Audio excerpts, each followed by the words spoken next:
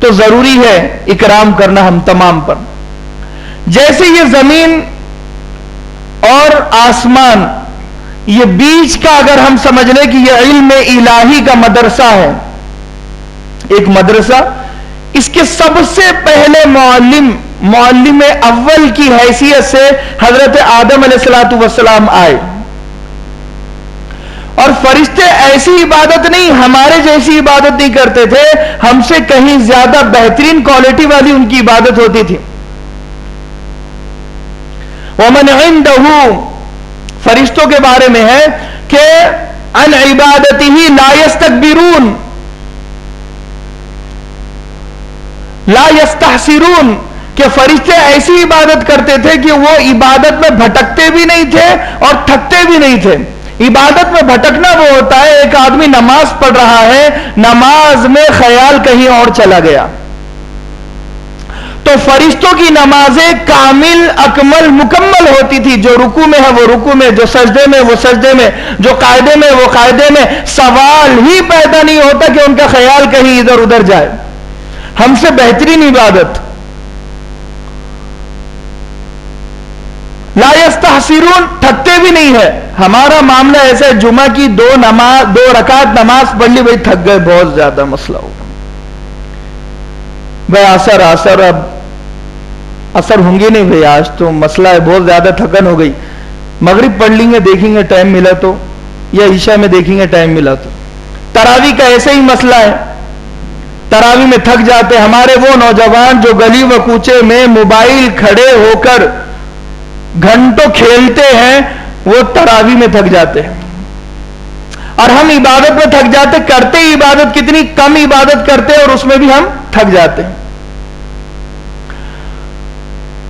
یسبحون اللیل والنہار لا یفترون، قرآن کہتا ہے کہ فرشتے ایسی عبادت کرتے ہیں، دن رات اللہ کی عبادت کرتے ہیں مسلسل. لا یفترون، اور اکتاتے بھی نہیں ہے. پہلا جملہ کا تھکتے نہیں ہے، دوسرا جملہ کا اکتاتے نہیں ہے. دو الگ الگ جملے ہیں. ایک جملہ یہ ہے کہ بڑے حشاش بشاش ہو کر آیا اچھے سے، اور مسجد میں آ کر نماز پڑھی چست و چالاکی سے، اچھے سے، چستی سے، اور تھک گیا.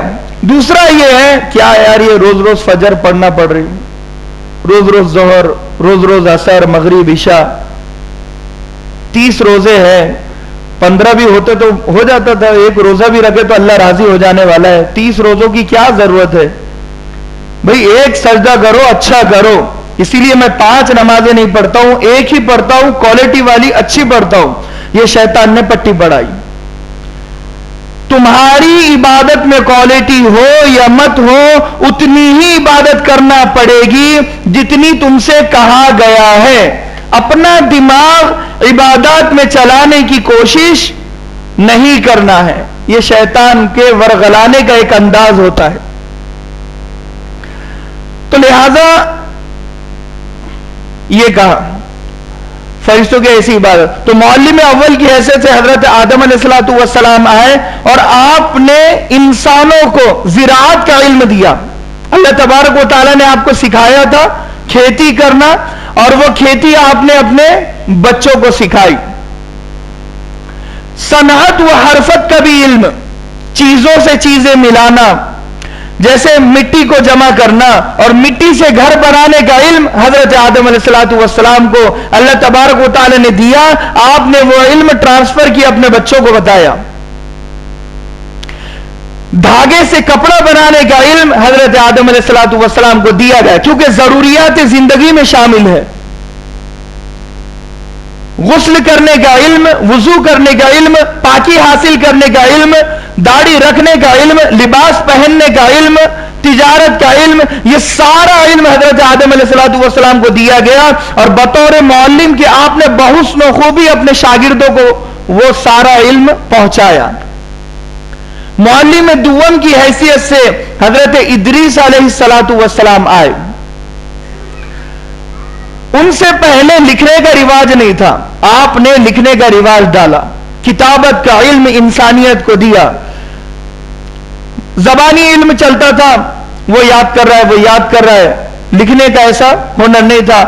अल्लाह तबारक व तआला ने हजरत इदरीस अलैहिस्सलाम को वो इल्म दिया, आपने अबरानी जबान के अलग अलग हुरूफ को जमा किया और एक अबरानी जबान की बुनियाद डाली।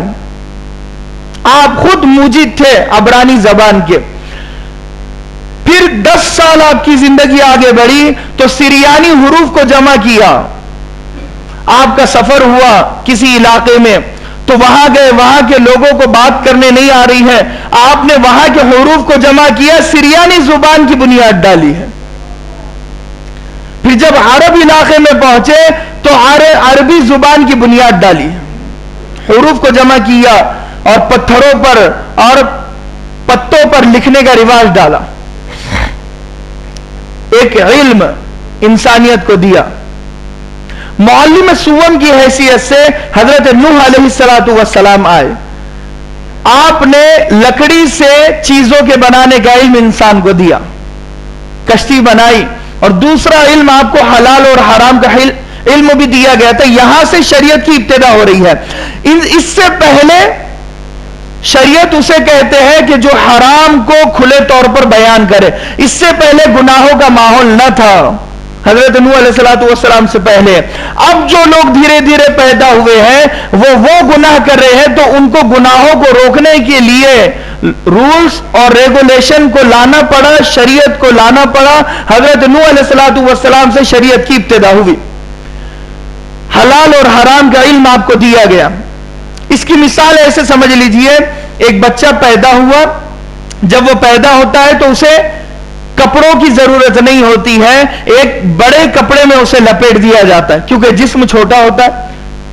इतने छोटे बच्चे का कपड़ा कोई सीता नहीं है।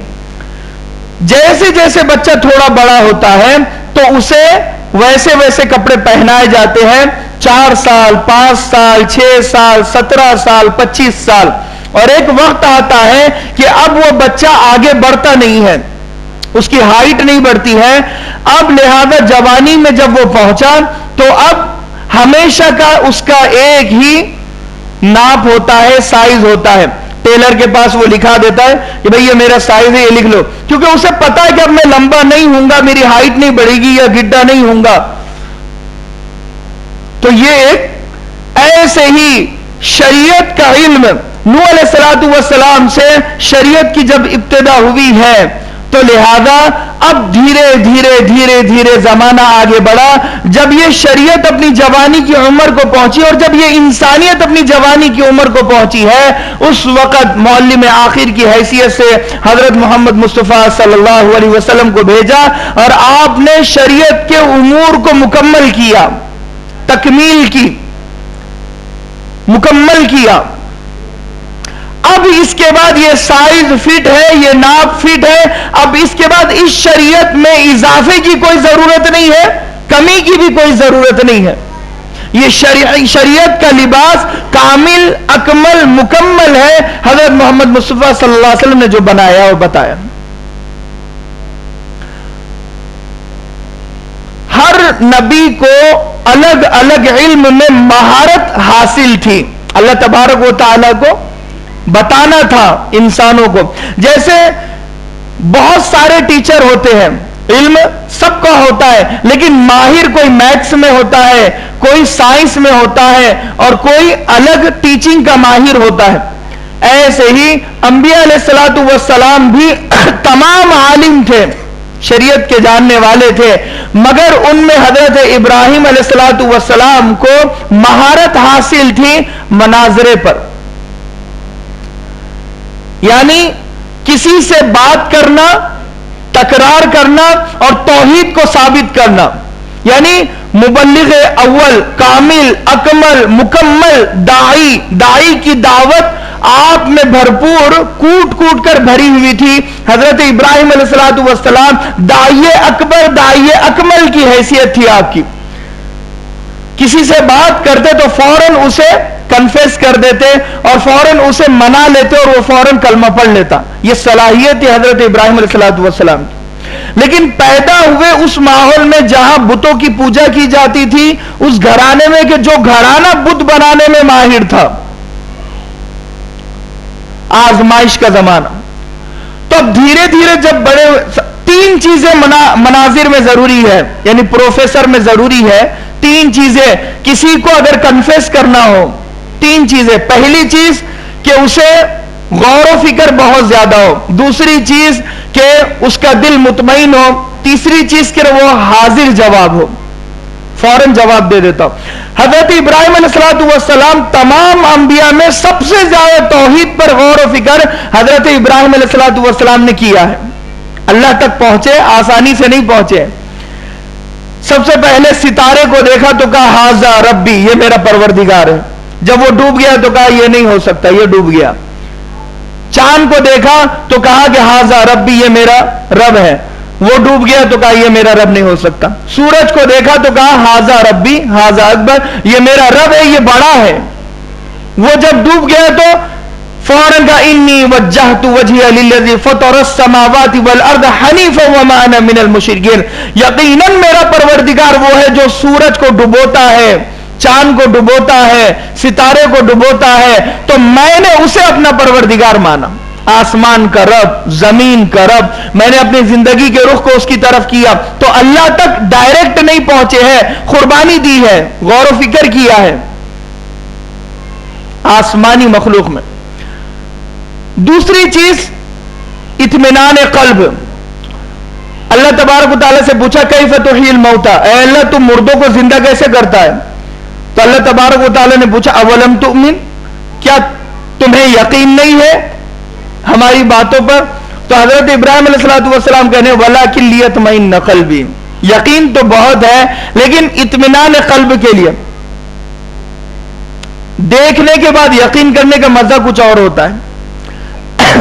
کہا ٹھیک ہے، کچھ پرندوں کو جمع کرو، پرندوں کو جمع کیا، کہا انہیں کاٹو، الگ الگ اعضاء ان کے جمع کیا فلاں پہاڑ پر، اور ان پرندوں کے اعضاء کو اللہ تبارک و تعالی نے جوڑا۔ حالانکہ ذبح کر دیا گیا تھا، مر چکے تھے وہ، کسی کا سر، کسی کا پیر، کسی کا پر، الگ الگ جگہ پر، اور اللہ تبارک و تعالی نے جمع کیا۔ حضرت ابراہیم علیہ السلام اپنی آنکھوں سے دیکھ رہے ہیں، تو کہا اب یقین آ گیا، اب اطمینان ہو گیا۔ تیسری چیز حاضر جواب۔ جب اطمینان ہو گیا تو فوراً نمرود کے دربار میں حاضر ہوئے۔ نمرود کو کہا کہ میں تجھے خدا نہیں مانتا۔ اتنی پاورفل حکومت تھی نمرود کی کہ اس وقت حضرت ابراہیم علیہ السلام صرف ایک تھے، ان کے پیچھے اور کوئی نہیں تھا، صرف ایک تھے، اور وہ پورا ملک بتوں کی پوجا میں مشہور تھا۔ سب سے بڑا میلہ وہاں لگا کرتا، دنیا کا سب سے بڑا میلہ، دنیا کا سب سے بڑا میلہ، سب سے اعلیٰ کردار کے بھگوان لکڑیوں کے، لوہے کے وہاں بنا کرتے تھے۔ کاریگری میں وہ ملک مشہور، فنون میں وہ ملک مشہور، اور نمرود ظلم میں مشہور تھا۔ یہ اکیلے عمر 25 سال جب آئے تو پورے اس کے عدالت لگی ہوئی ہے۔ کہا میں تجھے خدا نہیں مانتا۔ کہا کیوں؟ کہا کہ میرا خدا وہ ہے جو مردوں کو زندہ کرتا ہے، زندوں کو مردہ کرتا ہے۔ کہا وہ تو میں بھی کرتا ہوں۔ دو قیدیوں کو بلایا، ایک کو پھانسی ہو چکی تھی، کہا تو آزاد ہے، اور ایک آزاد تھا، اسے پھانسی دے دی۔ کہا دیکھو میں نے بھی تو زندے کو مردہ کر دیا، مردے کو زندہ کر دیا۔ حضرت ابراہیم علیہ السلام سمجھ گئے کہ اب بات اس کے ایسے سمجھ میں نہیں آئی۔ کہا کہ ان اللہ یأتی بالشمس من المشرق فأتی بها من المغرب، کہا کہ میرا پروردگار سورج کو مشرق سے نکالتا ہے، تو مغرب سے نکال کر بتا۔ فبہت الذی کفر، تو وہ تعجب میں پڑ گیا، حیران پریشان لاجواب ہو گیا، جواب ہی کوئی نہیں تھا اس کے پاس۔ تو یہ ملکہ حضرت ابراہیم علیہ السلام میں تھا۔ حضرت یوسف علیہ السلام کا دور آیا تو آپ خواب کی تعبیر بولنے میں مشہور تھے، اور دوسرا خوبصورتی میں مشہور تھے۔ قید میں ہیں، دو قیدیوں نے خواب دیکھا، اب ایسے ہی بیان کر دیا تو حضرت یوسف علیہ السلام نے کہا کہ تمہارے خواب کی تعبیر یہ ہے، اور کہا کہ تمہارے خواب کی تعبیر یہ ہے۔ اب انہوں نے مذاق میں لیا تو ایک کے خواب کی تعبیر دی تھی کہ تجھے قتل کر دیا جائے گا، دوسرے خواب کی تعبیر دی تھی کہ تجھے معاف کر دیا جائے گا۔ دوسرے دن عزیز مصر نے دونوں قیدیوں کو بلایا تو واقعتاً ایک کو قتل کر دیا گیا، دوسرے کو معاف کر دیا گیا۔ اب جس کو معاف کر دیا گیا وہ حیران اور پریشان ہوا کہ کوئی معمولی شخص جیل میں نہیں ہے، یہ بہت بڑا جادوگر ہے، اس کے ذہن میں یہ اتنا بڑا جادوگر کہ کل کیا ہونے والا ہے اسے پتہ چل جاتا ہے۔ بادشاہ نے بھی دوسرے دن خواب دیکھا، تعبیر پوچھنے والوں کو بلایا، کسی نے صحیح سے تعبیر نہیں دی، کسی کو خواب سمجھا ہی نہیں۔ تو وزیر نے کہا کہ وہاں ایک شخص کہہ رہا ہے کہ خواب اچھا بیان کرتا ہے، ایک قیدی ہے۔ حضرت یوسف علیہ السلام کو لایا گیا تو آپ نے انی جعل لی علی خزائن الارض، کہ مجھے پہلے وزیر خزانہ بناؤ تو میں خواب کی تعبیر بتاؤں۔ کہا ٹھیک ہے منظور۔ وزیر خزانہ بنایا، خواب کی تعبیر بتائی اور وہ تعبیر پر عمل کیا تو قحط سے وہ پورا ملک بچ گیا۔ تو علم آیا خواب کا تو اب گدی پر بیٹھ گئے، جیل سے نکلے اور تخت و تاج پر بیٹھ گئے اور لوگ عزت کر رہے ہیں۔ اور جب حسن والے تھے، خوبصورت تھے، تو بھائیوں نے کنویں میں ڈال دیا۔ ایک قافلہ گزر رہا ہے کنویں سے پانی نکالنے کے لیے، یہ بے چین ہے، جب ڈول ڈالا نکالا تو بچہ نکلا، خوبصورت ترین بچہ۔ یہ کہا کہ چلو اب مصر کے بازار ویسے بھی جا رہے ہیں تو اب اسے بیچ دیں گے۔ تو وہ بچے کو لیا، جا کر کھڑے ہوئے، نیلامی شروع ہوئی۔ نیلامی کی جاتی تھی اس وقت، ہراسی اور نیلامی۔ کہا کہ بولو کون اس کی قیمت لگائے گا۔ اب وہ بازار بھی کوئی اتنا مشہور اس وقت کا نہیں تھا تو لوگوں کو اتنی خوبصورتی کا سمجھ بھی نہیں تھی، انہوں نے قیمت چند کھوٹے سکے لگائے۔ وَشَرَوْهُ بِثَمَنٍ بَخْسٍ دَرَاهِمَ مَعْدُودَةٍ، قرآن کہتا ہے کہ چند کھوٹے سکے لگائے ہیں۔ حالانکہ یوسف علیہ السلام کا حسن وہ تھا، اللہ کے نبی صلی اللہ علیہ وسلم نے فرمایا عائشہ تمہیں پتا ہے آپ حسن کی تعریف کر رہی ہے اللہ کے نبی صلی اللہ علیہ وسلم کے، تو کہا میرا بھائی جو یوسف تھا وہ سبیح تھا، ایسا چمکدار حسن اور ایسا سفیدی تھی کہ ان سے زیادہ سفیدی کسی کی نہیں تھی۔ سبیح کہتے ہیں سفید رنگ ایک دم اور چمکنے والا رنگ، جیسے ہیرا چمکتا ہے ایسے ہی چمکتا ہوا چہرہ حضرت یوسف علیہ السلام کا تھا کہ جب چلے ہیں زلیخا نے جب دیکھا تو سہیلیوں سے تذکرہ کیا، سہیلیاں کہنے لگی کہ ایک غلام پر تو فدا ہو گئی، وہ کہنے لگی ایسا ویسا غلام نہیں ہے۔ مجلس بٹھائی، حضرت یوسف علیہ السلام چل رہے ہیں اور انہوں نے چھریوں سے اپنے انگلیوں کو کاٹ دیا۔ جب دیکھا تو کہا ان ھذا الا ملک کریم ما ھذا بشرا، کیا انسان ہے، یہ انسان تو ہو ہی نہیں سکتا، یہ تو مکرم معزز موقر فرشتہ ہے۔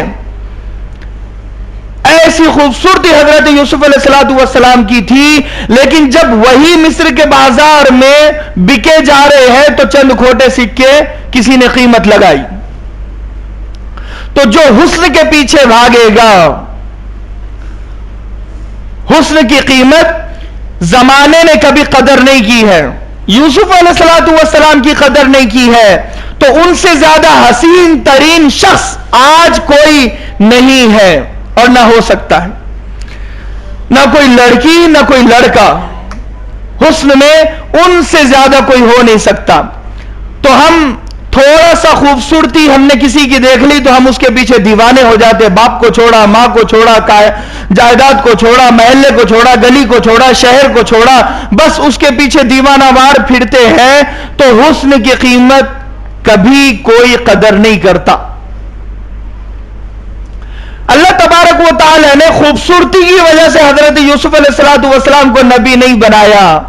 جب آپ بڑے ہوئے، جوان ہوئے، فلما بلغ اشدہ آتینا حکما وعلما، کہا کہ جب اب یہ جوان ہو گئے، اشدہ آتینا حکما وعلما، اب ہم نے انہیں علم سے نوازا۔ جب علم ملا ہے اور جب اللہ کا تعارف کیا ہے تو تخت پر بیٹھے ہیں، کیونکہ خوبصورتی کو دیکھ کر کوئی اللہ کا اندازہ کیسے لگائے گا؟ ظاہر سی بات ہے اگر کسی کو دعوت دینا ہو تو زبان تو کھولنا پڑے گی. خوبصورت داعیوں سے اگر دعوت کو بھر دیا جائے تو کوئی خوبصورتی کو دیکھ کر دعوت کو قبول نہیں کرتا. اگر ایسا ہوتا تو کشمیریوں کو دیکھ کر کب کے غیر مسلم لوگ اسلام قبول کر لیتے. تو حضرت یوسف علیہ السلام خوبصورت بچپن سے تھے، تو جیسے جیسے بڑے ہو رہے تھے لوگ فوراً اسلام میں داخل ہو جانا چاہیے تھا، دھیرے دھیرے دھیرے دھیرے دھیرے، لیکن ایسا نہیں ہوا. لیکن جب عالم بنے ہیں، علم اللہ نے دیا ہے، تو پھر لوگوں نے مانا ہے. علم اتنا ضروری ہے. حضرت داؤد علیہ السلام کے بارے میں کہا وَأَلَنَّا لَهُ الْحَدِيدَ کہ آپ کے لیے ہم نے لوہے کو نرم کیا. اور کیا کہا عَلَّمْنَاهُ صَنْعَةَ لَبُوسٍ لَكُمْ کہ ہم نے داؤد علیہ السلام کو زرہ بنانے کا علم دیا. اس وقت جنگ و جدال بڑے عروج پر تھی، تو حضرت داؤد علیہ السلام جب ہاتھ لگاتے لوہے کو تو نرم ہو جاتا، اسے موڑتے وہ مڑ جاتا، اس سے آپ کڑی بناتے، کڑی سے زرہ بناتے اور جنگی سامان تیار کرتے، لوگ آپ سے خرید و فروخت کرتے.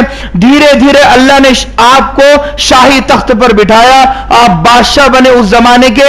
حالانکہ آپ کا بادشاہوں کے خاندان سے کوئی تعلق نہیں تھا، آپ کے باپ دادا پردادا کوئی بادشاہ نہیں تھے، لیکن حضرت داؤد علیہ السلام جب بادشاہ بنے، آپ نبی بھی بنے، اس وقت اللہ تبارک و تعالی نے آپ کو علم سے نوازا اور لوگوں نے آپ کو نبی مانا. آپ کے بیٹے حضرت سلیمان بن داؤد علیہ السلام، حضرت سلیمان علیہ السلام کا زمانہ آیا، کہا یا ایھا الناس علمنا منطق الطیر کہ اللہ نے مجھے پرندوں سے باتیں کرنے کا علم دیا ہے، میں پرندوں سے باتیں کرتا ہوں. آپ کی مجلس میں حدود حاضر نہیں تھا، آپ نے کہا حدود کا ہے؟ کہا کہ پتہ نہیں. جب وہ آیا تو کہنے لگا احط بما لم تحط به کہ کہاں گیا تھا؟ تو یہ کہنے لگا کہ میں وہ خبر لایا ہوں جو ٹھوس ہے، یقینی ہے، پختہ خبر ہے. کہا کیا خبر ہے؟ کہا کہ ہمارے پڑوس میں جو ملک ہے سبا جو قوم آباد ہے، ملکہ بلقیس وہاں پر راج کرتی ہے، وہ سورج کی پوجا کرتے ہیں.